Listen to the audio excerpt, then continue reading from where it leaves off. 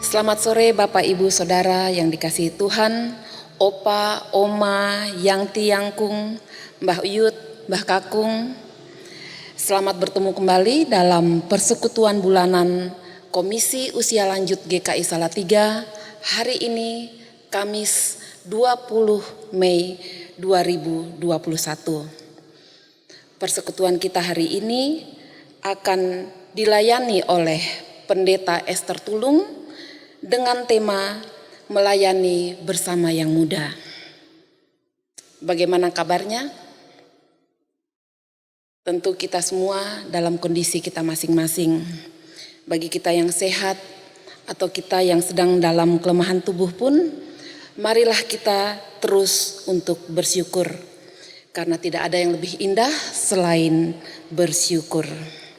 Kita terus bersyukur karena apapun keadaan kita saat ini, yakinlah bahwa bagi setiap kita yang terus mau bersandar padanya, Allah hadir memperlengkapi. Semua kita ketika Tuhan izinkan untuk masih bisa menikmati nafas hidup, maka semua kita termasuk saya ada dalam rancangan Tuhan untuk menghadirkan damai sejahteranya. Buat kita yang mungkin dalam keadaan kelemahan tubuh, tersenyum dan sikap untuk terus mau mendekatkan diri kepada Tuhan juga merupakan cara yang bisa kita lakukan dalam mendatangkan damai sejahtera Tuhan. Tuhan masih mau pakai kita untuk menjadi berkat untuk sesama, untuk siapapun yang Tuhan izinkan untuk bertemu dan dipertemukan dengan kita. Saat ini di masa di mana semuanya serba dibatasi, kita masih bisa bahkan selalu punya alasan untuk bersyukur. Kita bisa menikmati persekutuan hari ini, kita tentunya sangat bersyukur. Marilah untuk mengungkapkan keyakinan kita itu, kita sama-sama menaikkan pujian dari Kidung Jemaat 18 ayatnya yang pertama dan ayatnya yang ketiga. Allah hadir bagi kita.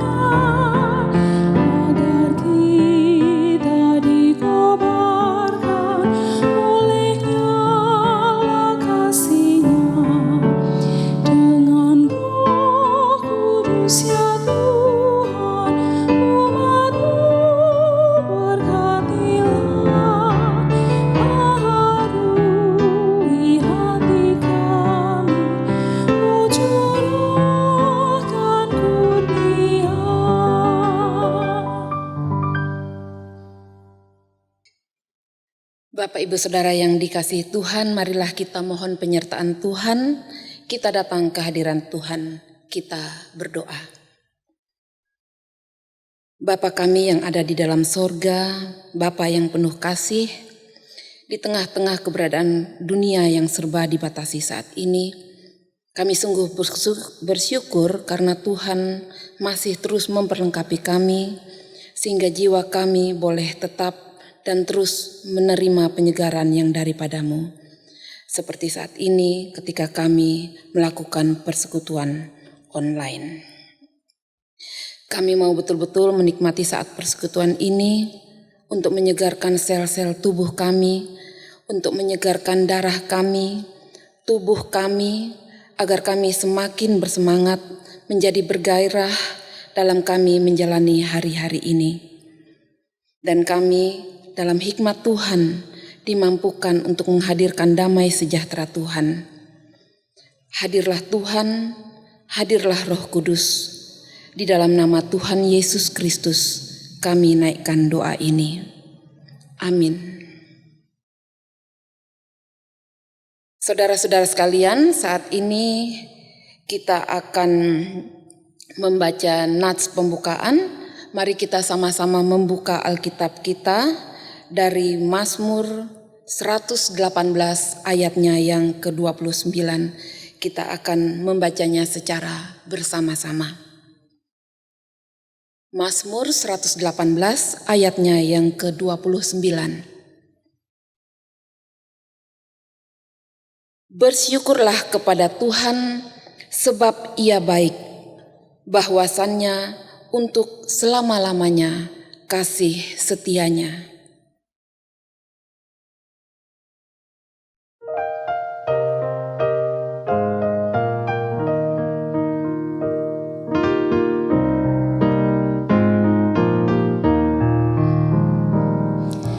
Terima kasih ya Tuhanku atas hari pemberian-Mu, hari baru limpah rahmat dan dipenuhi oleh kasih-Mu.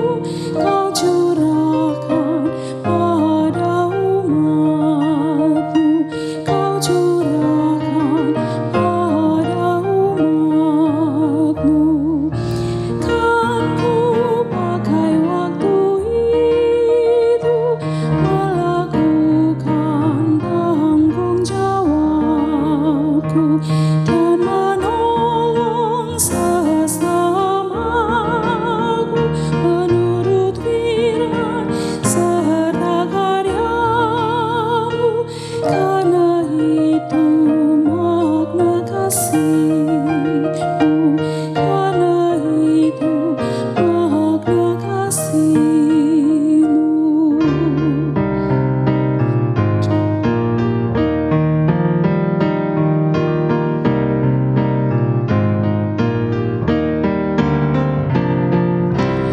Puji syukur ku ucapkan atas waktu yang Kau ciptakan. Ku taati, ku hargai di dalam kata dan perbuatanku, agar nyata hidup beriman, agar nyata hidup beriman.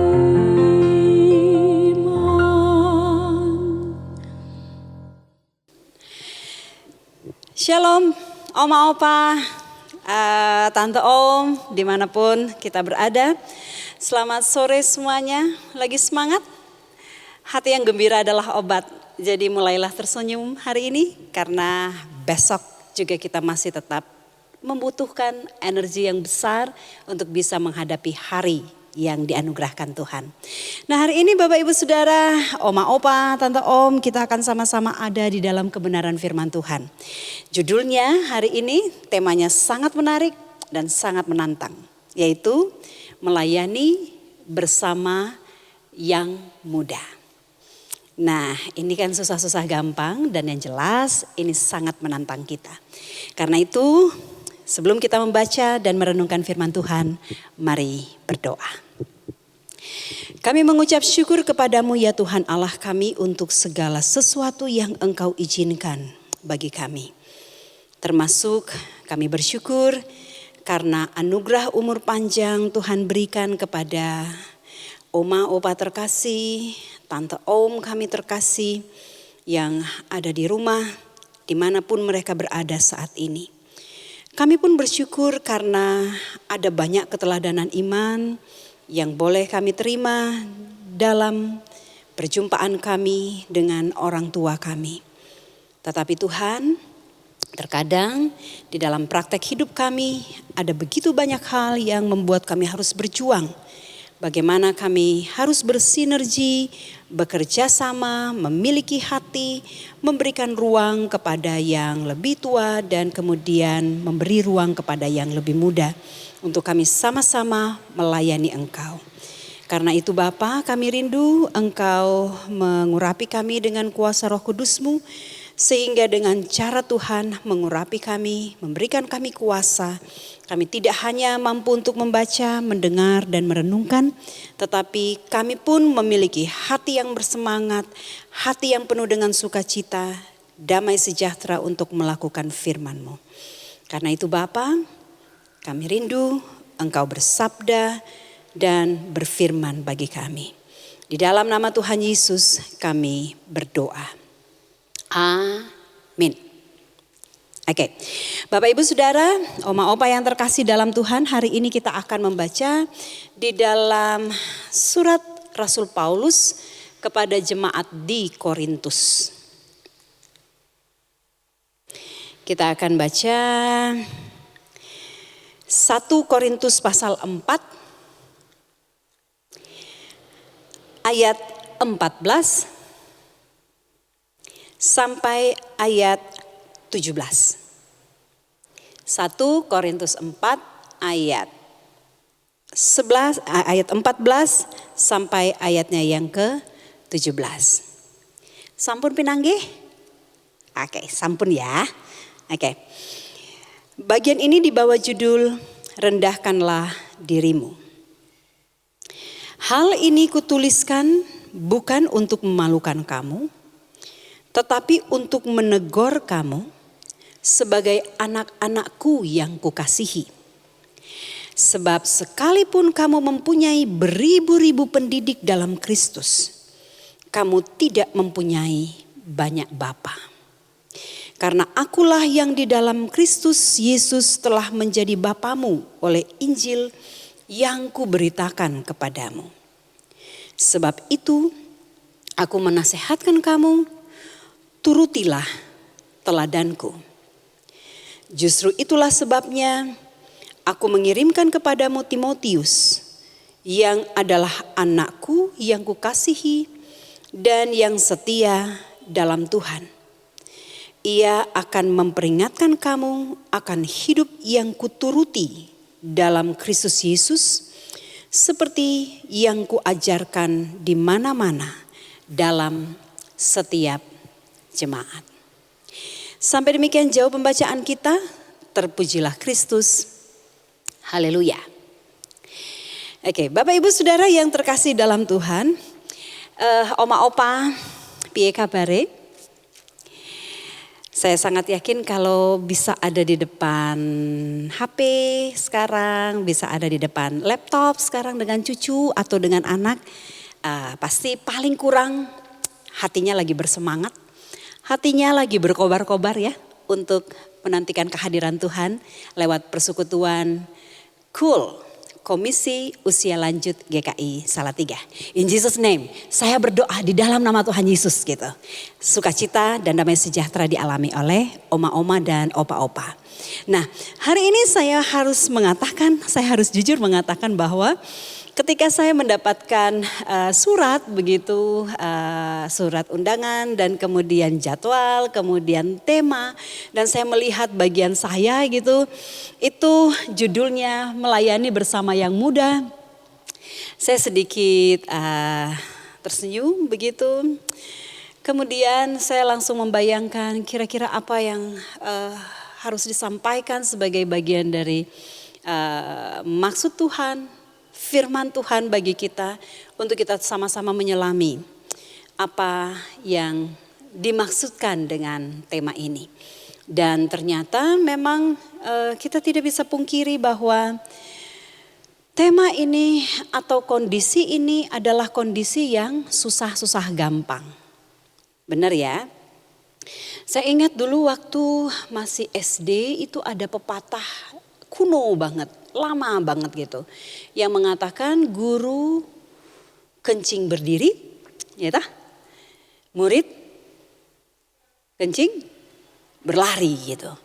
Nah, pepatah itu mengatakan bahwa ya kalau gurunya hanya bisa mengajarkan sampai di sini, itu berarti seharusnya muridnya itu bisa mengalami sesuatu yang lebih begitu.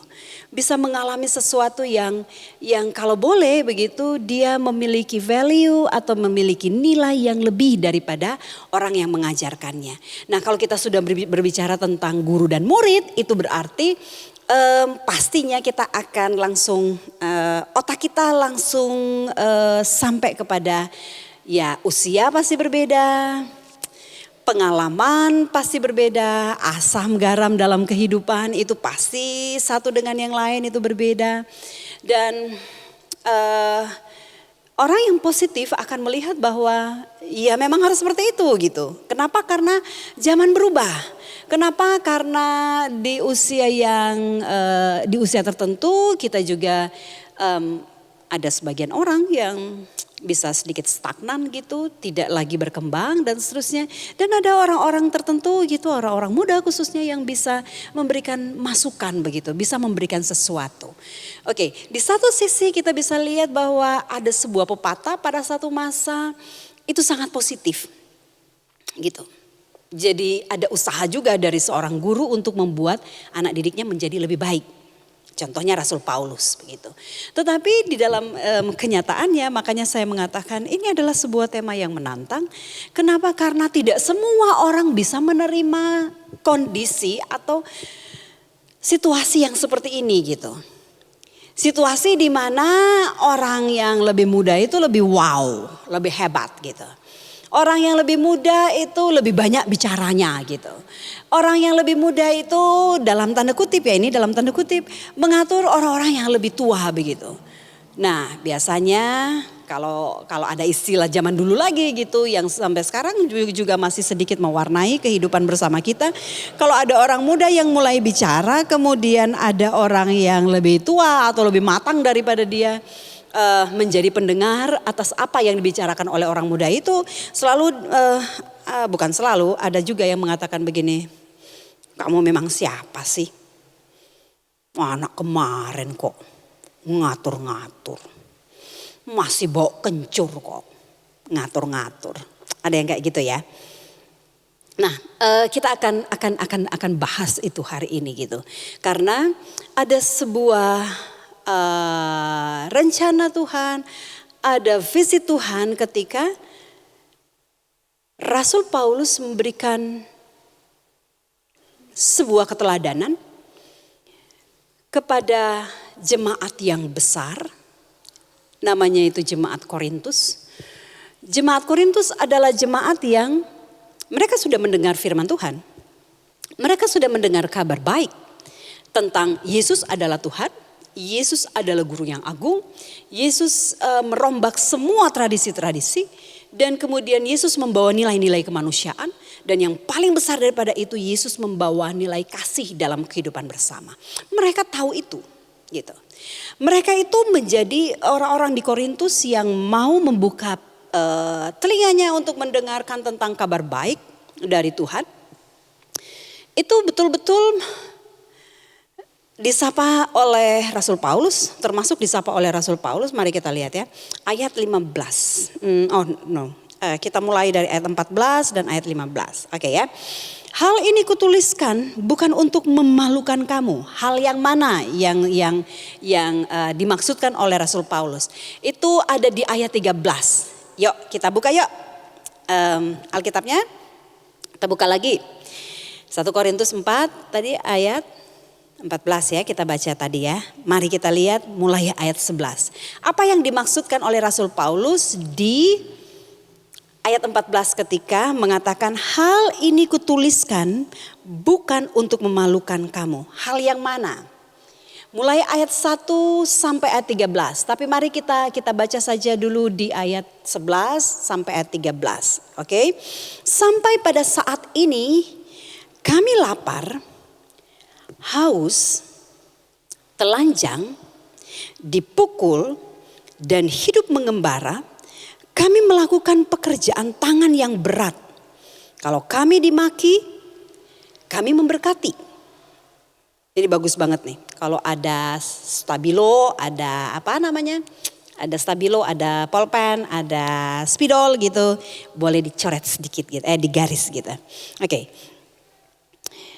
Kalau kami dimaki, kami memberkati. Oke. Kalau kami dianiaya, kami sabar. Kalau kami difitnah, kami tetap menjawab dengan ramah.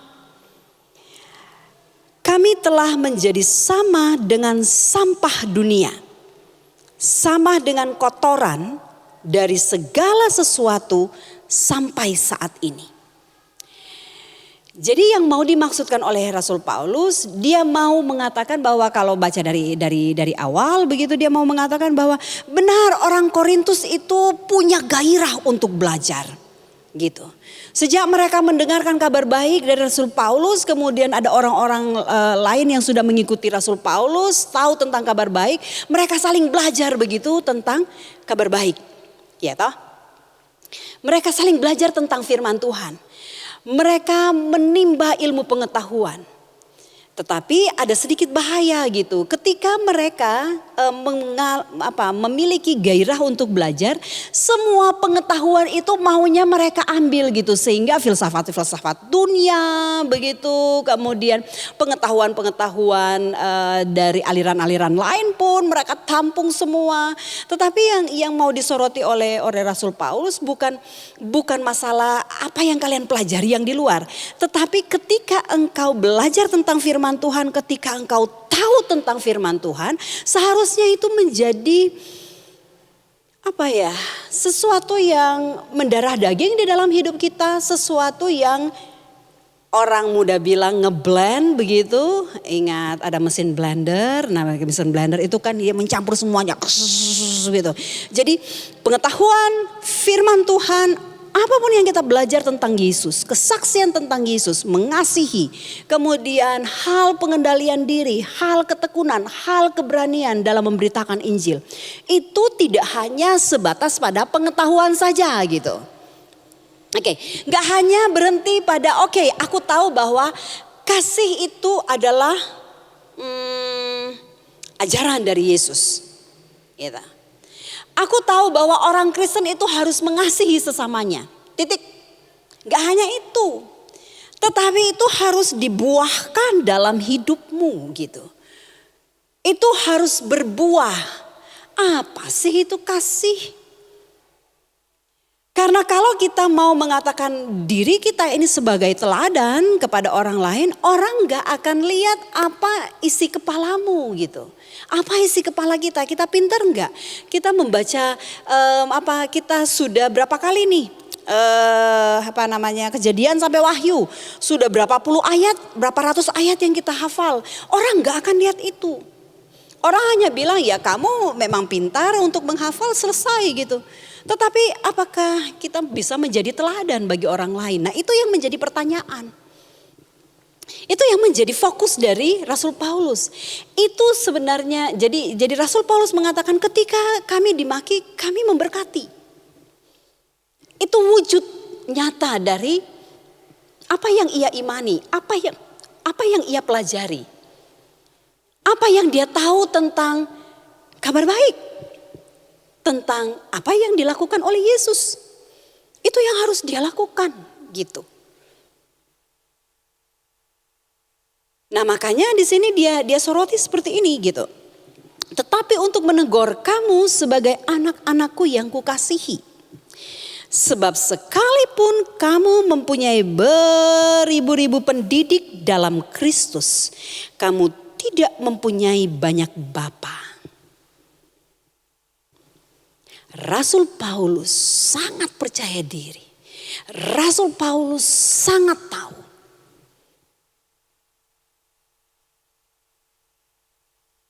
bahwa banyak pengajar, betul banyak pengajar. Tetapi tidak semua pengajar itu layak disebut sebagai bapa. Kenapa? Karena di dalam diri pengajar itu harus tersemat keteladanan di dalam dirinya. Kenapa dia disebut sebagai bapak? Karena dia melakukan apa yang dia omongkan. Nggak jarkoni. Mengajarkan tetapi tidak ngelakoni. Dia nggak hanya omong doang. Tetapi dia juga tahu tentang sesuatu, mengajarkan kepada orang lain dan dia mau melakukan sehingga ia layak disebut sebagai bapa karena ada keteladanan yang dilakukannya. Dan ini bagian yang ekstrim. Oke, bagian yang ekstrimnya adalah di ayat 17. Oke. Penegasan dari Rasul Paulus tentang apa yang dikatakannya sebagai sebuah kebenaran dan kemudian dia melakukannya itu ada di ayat 16. Ayat 16 dikatakan begini. Sebab itu aku menasehatkan kamu, turutilah teladanku. Oke, kenapa? Seperti yang saya katakan tadi. Karena dia menghidupi firman Allah. Nah, sesuatu yang ekstrim yang saya katakan tadi, justru kehidupan jemaat yang besar itu, kehidupan jemaat yang sudah berkembang itu, untuk mengajarkan mereka kembali kepada jalan yang benar, untuk memberikan teladan kembali kepada mereka, untuk kembali lagi kepada kalau engkau adalah murid Kristus, engkau adalah pelaku firman Tuhan. Rasul Paulus tidak menyatakan itu dengan dia sendiri sebagai Rasul Paulus itu dia datang ke Korintus, enggak, dia tidak melakukan itu. Atau mungkin ada yang sepataran usianya dengan Rasul Paulus. Kemudian Rasul Paulus minta dia, oke, tolong aku dong pergi ke Korintus untuk bisa melakukan perubahan di sana. Harus direformasi orang-orang di sana. Jemaat-jemaat yang sudah dewasa seharusnya secara iman itu harus direformasi di sana. Enggak, dia tidak minta orang yang sama seperti dia gitu. Tetapi dia minta Timotius. Kita tahu Timotius. Siapa dia? Orang muda yang disapa oleh Rasul Paulus sebagai anakku yang kukasihi. Pertanyaannya adalah, apakah Rasul Paulus menikah? Enggak. Apakah Rasul Paulus punya anak? Juga tidak. Tetapi kenapa Timotius dikatakan sebagai anakku yang kukasihi? Anakku yang kukasihi. Itu berarti dia levelnya anak dari seorang Rasul Paulus. Mari kita bayangkan ya. Oke. Timotius itu levelnya anak gitu. Dan ternyata Timotius ini adalah anak rohani dari Rasul Paulus. Disebut sebagai anak rohani yang kukasihi. Kalau di sumber-sumber dikatakan karena Timotius itu adalah orang muda yang berhasil dimuridkan. Bukan karena hanya ketika dia ketemu begitu dengan begitu banyak pengajaran, tetapi memang dia sudah dibentuk dulu begitu. Jadi Timotius ini adalah anak rohani begitu.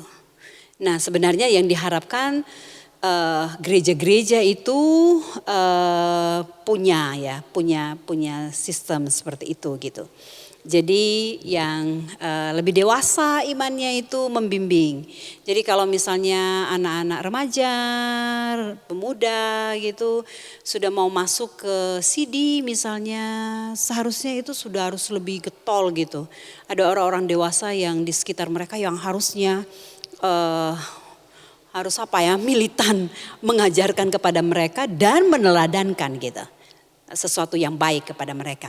Nah, Rasul Paulus mengatakan, aku mengirimkan Timotius kepadamu. Ikutilah apa yang dikatakannya. Turutilah apa yang diteladankannya. Kenapa? Karena walaupun dia masih muda, dia melakukan. Walaupun dia masih muda, dia taat dan setia. Dia taat dan setia kepada firman Tuhan. Sekali lagi ini bukan untuk memalukan jemaat gitu. Di dalam proses belajar tidak ada yang memalukan. Bapak Ibu pernah pada satu masa begitu, bukan pada satu masa, belum terlalu lama ini. Saya sudah sementara belajar di tahapan doktoral gitu. Saya bercerita dengan anak S1, dia baru masuk, ini baru tahun pertama, jadi baru tahun pertama sampai sekarang gitu, tahun ajaran ini. Kemudian kami bercerita, kemudian berceritalah tentang proses kuliahnya, kemudian berceritalah tentang teknologi, kemudian berceritalah tentang PowerPoint. Kemudian saya langsung tertarik di bagian PowerPoint itu, kemudian saya bertanya banyak ke dia gitu. Lah Dek, kalau PowerPoint yang kayak gitu itu gimana gitu? Oh enggak kok itu Bu Pendeta, itu kan cuman begini. Hah itu bagaimana? Bu Pendeta buka aja yang di sini. Tapi kan untuk orang yang seusia saya kalau tidak langsung menghadap laptop begitu kan gaptek juga gitu kan. Kita harus mengakui gitu, ada bagian-bagian yang kita tidak tahu begitu dan orang lain yang lebih mudah jauh sekali dari kita itu justru lebih tahu dari kita. Kemudian saya bilang gini, oke, saya catat ya Dek, kapan kamu punya waktu ajarin saya, kita ketemu di mana boleh, saya datang ke rumahmu juga boleh.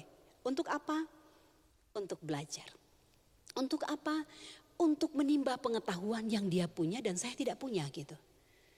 Pertama kami janjiannya sambil ngopi atau sambil makan gitu. Tapi kemudian karena dia ada rapat online, kemudian dia WA saya mengatakan, Bu bisa enggak, maaf ya Bu ya, bisa enggak Ibu saja yang ke rumah karena saya ada rapat gitu. Ada rapat online supaya saya tidak pindah-pindah lagi. Oh ya tidak apa-apa. Saya pergi ke rumahnya, membawa laptop, membawa buku dan kemudian saya mulai mencatat apa yang dia bilang. Oh buka saja di sini, kemudian begini, klik yang ini, klik yang itu, dan kemudian saya belajar. Oh oke, sekarang kita lihat laptop gitu dan seterusnya. Dia memberikan pengajaran kepada saya detail gitu. Dan setelah saya presentasi menggunakan itu, wow banget. Saya merasa percaya diri karena bukan PowerPoint yang biasa begitu. Saya merasa percaya diri karena saya belajar sesuatu yang baru. Dan kalau orang bisa tahu mungkin itu sesuatu yang aku dapatkan dari orang yang jauh lebih muda. Strata studinya juga lebih mudah daripada saya. Saya di S3, dia di S1 begitu dan itu juga baru tahun pertama. Tidak harus malu untuk belajar. Tidak harus malu untuk saling menjadi berkat. Tidak ada level untuk bisa bagaimana caranya menegakkan kebenaran, keadilan dan kejujuran. Jika yang lebih tua tidak bisa untuk mewujudkan kebenaran, keadilan dan kejujuran dan yang lebih muda bisa melakukan itu gitu. Kenapa tidak kita memberikan ruang untuk itu? Ketika mereka lebih tahu tentang apa, tentang sesuatu begitu dan kemudian kita bisa belajar dari mereka, kenapa tidak? Karena kita pun yang sudah usia-usia yang lebih matang daripada mereka, kita pun punya sesuatu yang seharusnya kita tidak boleh egois, dewe begitu, memeluknya dengan erat dan tidak share dengan mereka. Kita harus bisa sharing dengan mereka. Kita harus bisa saling berbagi dengan mereka. Dek dulu opa kayak gini loh dek. Begini. Disesuaikan dengan zamannya, kamu bagusnya begini. Nah kalau dengan kapasitas yang keteladanan, orang yang lebih matang, itu bisa dicampur begitu, dimix dengan segala sesuatu yang ada, perubahan zaman yang ada, perubahan pengetahuan, teknologi yang ada sampai sekarang. Aku selalu mengatakan begini, orang tua itu adalah teladan. Kenapa? Karena mereka sudah banyak melakukan sesuatu, pengorbanan terutama, cinta kasih, perhatian, waktu mereka, itu adalah pola keteladanan. Dan aku harus belajar dari situ. Tetapi aku pun yang ada di dalam usia yang sudah banyak, saya harus pun mampu untuk bersinergi dengan orang lain. Ini yang dikatakan oleh Rasul Paulus. Kenapa Timotius yang dikirim? Karena Timotius menuruti apa yang diajarkan oleh Rasul Paulus, apa isinya firman Tuhan, apa isinya kabar baik. Dan ini yang betul-betul harus dilakukan oleh kita semua. Oma, opa, tante om, bapak ibu yang terkasih dalam Tuhan, biarlah kita semua akan senantiasa boleh membangun kehidupan kita bersama. Karena tidak menutup kemungkinan di mana saja kita akan ketemu dengan orang yang lebih muda dari kita atau yang lebih tua dari kita. Benar ya? Di rumah kita ketemu dengan anak dan cucu kita gitu. Atau tamu yang lebih muda dari kita. Di gereja, mari kita lihat, kita akan ketemu dengan begitu banyak orang. Pelayanan yang seperti apa? Supaya cool bisa maksimal. Ya harus melibatkan juga yang muda. Supaya apa? Karena ya mereka punya waktu untuk multimedia, mereka punya waktu untuk pemusik dan segala macam. Tetapi orang tua pun sudah punya begitu banyak teladan untuk bisa menjadi pembelajaran bagi setiap orang muda yang hadir dalam kehidupannya. Mari kita sama-sama berjuang untuk menjadi teladan iman. Menjadi teladan iman tidak hanya orang yang sudah matang usianya, tetapi juga bagi mereka yang masih muda.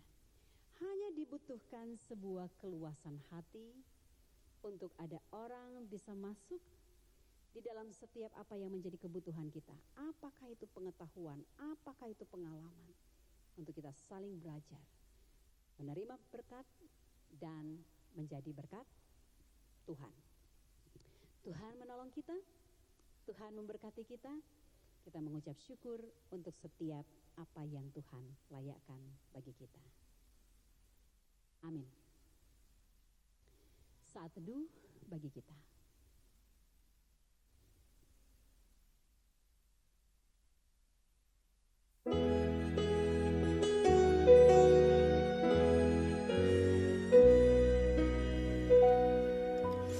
Dari semula telah Kau tetapkan hidupku dalam tangan-Mu, dalam rencana-Mu Tuhan. Rencana indah telah Kau siapkan bagi masa depanku yang penuh harapan. Semua baik, apa yang telah Kau perbuat di dalam hidupku. Semua baik, sungguh teramat baik. Kau jadikan hidupku berarti.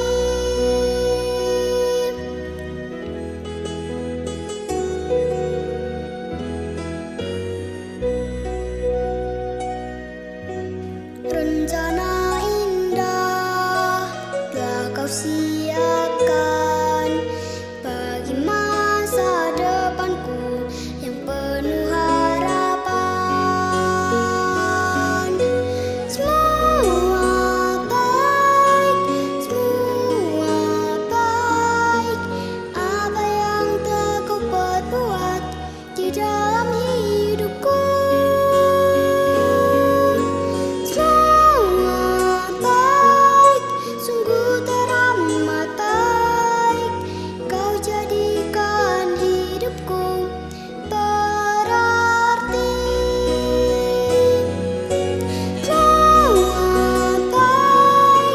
Semua baik, apa yang telah Kau perbuat di dalam hidupku. Semua baik, sungguh teramat baik. Kau jadikan hidupku berarti. Kau jadikan hidupku berarti.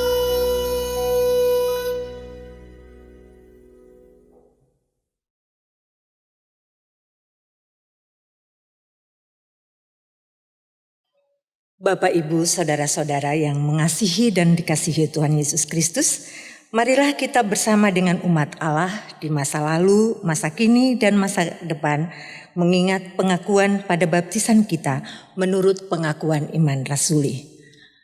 Aku percaya kepada Allah, Bapa yang Maha Kuasa, Khalik langit dan bumi, dan kepada Yesus Kristus anaknya yang tunggal Tuhan kita, yang dikandung dari Roh Kudus, lahir dari anak darah Maria, yang menderita sengsara di bawah pemerintahan Pontius Pilatus, disalibkan, mati dan dikuburkan, turun ke dalam kerajaan maut, pada hari yang ketiga bangkit pula dari antara orang mati, naik ke sorga, duduk di sebelah kanan Allah, Bapa yang Maha Kuasa. Dan dari sana ia akan datang untuk menghakimi orang yang hidup dan yang mati. Aku percaya kepada Roh Kudus, gereja yang kudus dan am, persekutuan orang kudus, pengampunan dosa, kebangkitan orang mati, dan hidup yang kekal. Amin. Oma-opa yang terkasih, setelah kita mendengarkan firman Tuhan, kita dibentuk lagi oleh Tuhan untuk menjadi teladan. Karena kita mendengar, kita harus melakukannya. Saat ini mari kita sama-sama berdoa. Kita memohon Tuhan untuk bisa menolong dan memberkati kita melakukan firman-Nya dalam perutusan kita. Kita berdoa. Bapa yang baik, terima kasih karena kami sudah ada di dalam kebenaran firman-Mu beberapa waktu. Terima kasih karena keteladanan iman seharusnya menjadi bagian hidup kami ketika kami ada di dalam perjumpaan dengan siapa saja di rumah kami, di gereja kami, di tempat pekerjaan kami, ataupun ketika Engkau menempatkan kami di lingkungan masyarakat. Kami bersyukur karena di dalam usia kami ini Tuhan sudah memampukan kami. Untuk beberapa hal kami bisa meneladankan sinar kasih Kristus dalam hidup kami. Dan ketika saat ini Engkau memberikan kesempatan bagi kami untuk bisa bersyafaat bagi bangsa ini, kami yakin itu pun adalah cara Tuhan untuk menjadikan kami berkat ketika kami memiliki iman di dalam Kristus, bahwa apa yang kami minta di dalam nama Tuhan Yesus, di dalam cara Tuhan, di dalam waktu Tuhan, bangsa ini pun akan mengalami damai sejahtera-Mu, bangsa ini akan mengalami keberkatan, bangsa ini akan mengalami sukacita. Biarlah sebagai masyarakat, kami akan senantiasa proaktif untuk menghadirkan segala janji berkat-Mu yang kami terima, yaitu kehidupan yang penuh dengan cinta kasih dan kerukunan. Berdoa kepadamu Tuhan untuk bencana yang terjadi di mana-mana, termasuk pandemi yang masih menghantui kami. Salatiga Tuhan kiranya akan lindungi kota di mana kami hidup, kami berinteraksi dan kami membangun harapan-harapan untuk anak-anak dan cucu kami.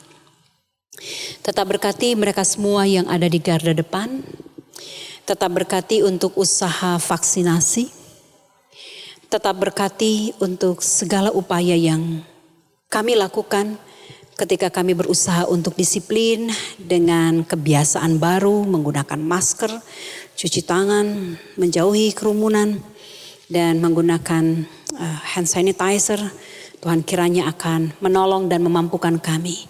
Buat kami disiplin dari dalam diri kami, sehingga kami bisa menjadi teladan bagi orang lain. Terima kasih juga Tuhan memberkati kami sebagai warga Komisi Usia Lanjut. Sampai usia mana Tuhan sudah berkenan atas kami, terima kasih. Karena ada begitu banyak peristiwa dalam hidup kami, suka duka, untung dan malang. Kami masih tetap berpegang dan masih tetap percaya bahwa Tuhan senantiasa memberkati kami dan Tuhan senantiasa menolong kami. Ajar iman kami selalu mengatakan Ebenezer, sampai di sini Tuhan menolong. Karena setiap saat janji berkat-Mu menjadi bagian hidup pengharapan kami. Biarlah Tuhan memberkati anak cucu kami ketika mereka ada di dalam ladang kerja, karya dan pelayanan mereka. Berkati cucu-cucu kami di generasi digital ini. Mereka tidak bisa sekolah dengan tatap muka. Mereka tidak bisa kuliah dengan tatap muka. Tuhan, biarlah Engkau akan mengarahkan hikmat mereka supaya mereka bertumbuh di dalam pengenalan takut akan Tuhan. Jangan biarkan mereka dibesarkan oleh internet yang tidak berguna, yang menjadi sampah untuk mereka. Tetapi biarlah Tuhan akan memberikan hikmat bagi mereka sehingga mereka menggunakan setiap teknologi yang ada. Membuang semua sampah yang ada di media sosial apapun itu yang bisa mempengaruhi karakter mereka dan kepribadian mereka. Kami menyerahkan kehidupan mereka sambil kami berusaha apapun daya kami, Tuhan kiranya akan menolong kami. Terima kasih karena Tuhan memberkati GKI Salatiga. Engkau memberkati Pendeta Helen dan keluarganya, Pendeta Yefta dan keluarganya, Pendeta Emeritus Iman Santoso dan keluarganya, majelis-majelis jemaat, komisi KUL, termasuk komisi-komisi yang lain, pegawai gereja, satpam, penjaga gereja, koster, siapapun kami yang memberi diri untuk pelayanan. Di dalam nama Tuhan Yesus kami mau melakukan yang terbaik bagi kemuliaan Tuhan. Terima kasih Bapa, terima kasih. Engkau sehatkan kami. Engkau mampukan kami untuk bisa menyelami maksud-Mu ketika ada begitu banyak kelemahan di dalam tubuh fisik yang fana ini. Ketika pendengaran mulai berkurang, ketika penglihatan mulai berkurang, ketika kekuatan kaki kami tidak seperti dulu lagi. Kami yakin Tuhan masih memberikan kesempatan bagi kami untuk berkarya di dalam cara-Mu, di dalam kondisi kami. Paling tidak kami tetap menjadi teladan bagi kehidupan setiap orang yang berjumpa dengan kami. Tuhan, terima kasih untuk segala sesuatu yang Engkau layakkan. Terima kasih untuk firman-Mu, dan biarlah kami akan senantiasa boleh bersinergi, bekerja sama dengan semua orang muda untuk bisa menghadirkan tanda-tanda kerajaan Allah dalam hidup bersama kami dan menghadirkan shalom-Mu, menghadirkan berkat, sukacita dan damai sejahtera. Di dalam nama Tuhan Yesus kami berdoa. Amin.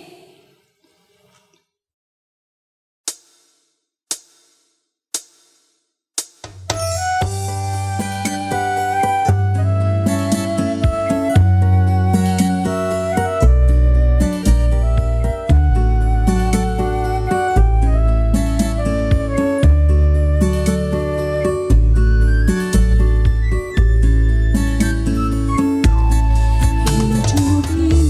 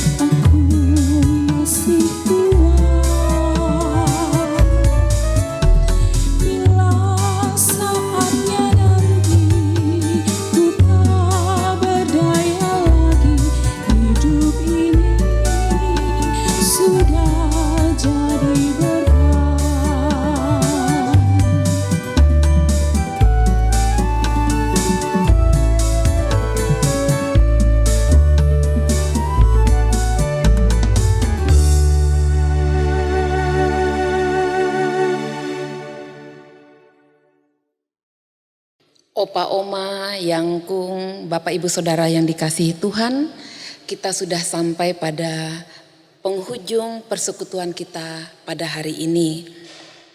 Hidup adalah kesempatan untuk melayani Tuhan dalam segala keberadaan kita. Kita dapat merangkul siapapun, termasuk mereka yang muda, baik di lingkungan keluarga, di lingkungan gereja, dan bahkan di tengah-tengah masyarakat, dengan semangat melayani yang benar, yang tulus, ketika kita yang rindu untuk menghantar mereka untuk ikut melayani, mampu memberi motivasi, mampu memberi contoh, dan terus mendoakan mereka. Teruslah berkarya dalam kapasitas maksimal yang masih Tuhan percayakan, berkarya dalam tindak, lisan, hati, dan pikir kita. Hidup dalam kesempatan untuk melayani dan memuliakan Tuhan. Tetap jaga kesehatan, walau misalnya sudah divaksin juga ya, Opa Oma, Bapak Ibu sekalian. Dan selalu ingat dan patuhi 5M. Memakai masker dengan cara yang benar, mencuci tangan dengan sabun dan air mengalir, dan selalu menyediakan hand sanitizer, menjaga jarak, menjauhi kerumunan, dan mengurangi mobilitas. Tuhan memberkati, menjaga, dan melindungi kita semua. Sampai jumpa.